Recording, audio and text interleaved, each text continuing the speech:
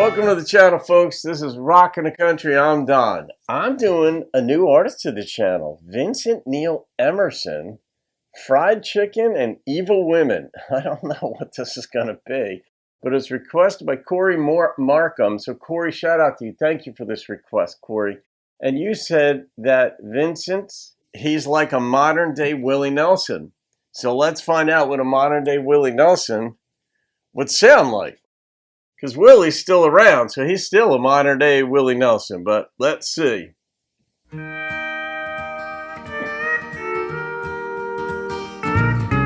He woke up this morning with the blues around his head, an empty bottle in his hand, a stranger in his bed. So he rolled himself a smoke, tried to find his dirty clothes. Nice bass. How he ain't been killed yet, there ain't nobody know. Well, the road is long and hard, can't you see? Some of us are lucky just to be. And he always said, I ain't living unless I'm free.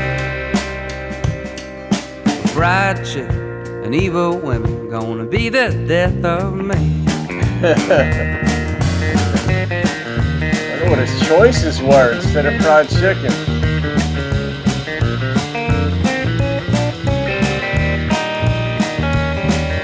What's that noise?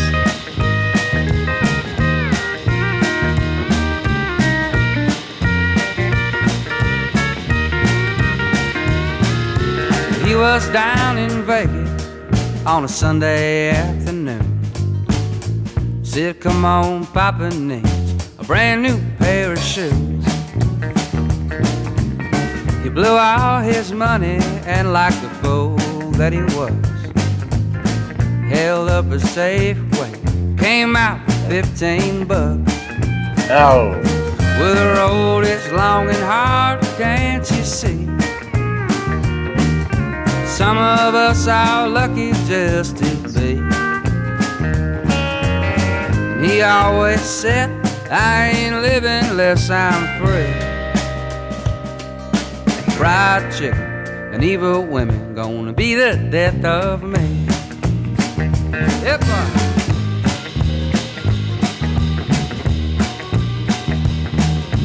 All right, there's a noise that's sort of underneath the whole thing in this section, in the instrumental section, not when he's singing, but it's like, I don't even know what instrument would be making it, but I don't know what it's supposed to represent. It almost sounds, I mean, I have to listen more to it, but man, listen, hear this.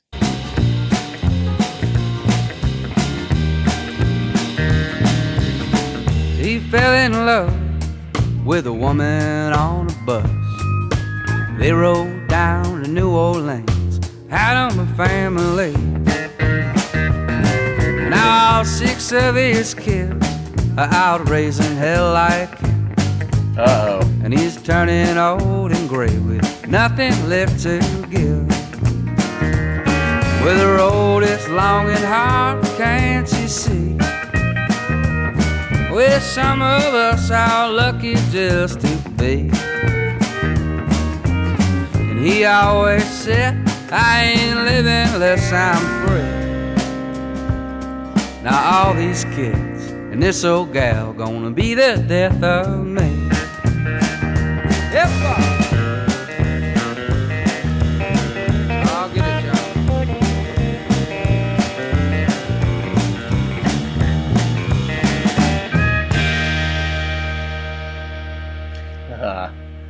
That was creative. I don't know how far along he is in his career. And where he's at, and where he was born, where he's from, where he is now, all that. I don't do research. It's not a research. I don't have enough time to do all the research anyway, because I'd go down these rabbit trails. It would take hours. But I like the way he sang that. And it's a fascinating song, though. The dude just needed to be free. He didn't get arrested for holding up the Safeway. He only came away with 15 bucks. He didn't get arrested for it, though. I thought he was.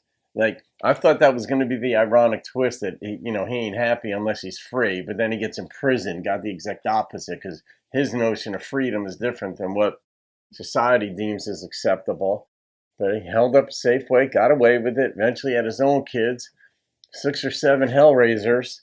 So he was older and he didn't have much left to give. Whatever that referred to, I'm not sure, because it didn't sound like he was giving much. It sounds like he was taking along life's path. But the instrumentation was fascinating. It was, how do I say this? It sounded two-dimensional. I don't know what would have added a third dimension to it. And I don't even necessarily mean that negatively. I'm starting to hear, I've been for quite a while, trying to understand things from a producer's perspective. Like I've commented in other songs that a backing vocalist really would have added another dimension to it. And not throughout a whole song per se, just in certain moments. You'll notice in songs where they, if it's a male lead singing, they'll bring in like a female just to come in and add some notes at a certain moment in the song, not throughout the whole thing like a duet or just a constant harmonizing. And it just adds a sense of socialization or something to a song. For instance, and there are instruments when they come in and go out that can add other dynamics that seem to make a song fuller. And in this one, I'm not sure what would have taken to make it sound fuller, because the creativity was absolutely here. There were things going on in this song that I'd never heard before, one of which I pointed out, which was that undercurrent. It almost sounded like an ocean, like that, or a washboard or something. I don't know what that sound was supposed to represent, because there's a reason for it. Almost always there's a reason for a sound in a song, especially one like this, because you had the pronounced bass, you had the drum, and I mean, there wasn't any like guitar jam in this thing or anything like that, but it was just designed to tell his story. So, Corey, all right, I'll rate this song. And I'm really curious to know where he's from and what, where Vincent, I don't know if he goes by Vincent Neil, or what, when you just refer to him by his first non-last name, but curious to know more about him. All right, I'll rate it. And the number that popped into my head was an 8.8. Interesting. I would have liked to have heard more of the storyline fleshed out, but I'm still intrigued, and that is the mark of a good song in my estimation, where you don't fill in all the details, you don't pigeonhole the listener, you just sort of put a certain storyline out there and let the listener fill in the details if there's any that they can fill in for themselves. So there it is, guys. Vincent Neil Emerson. Seemingly a new, younger artist on the rise. Have a great day. I'll see you on another video and keep rocking the country.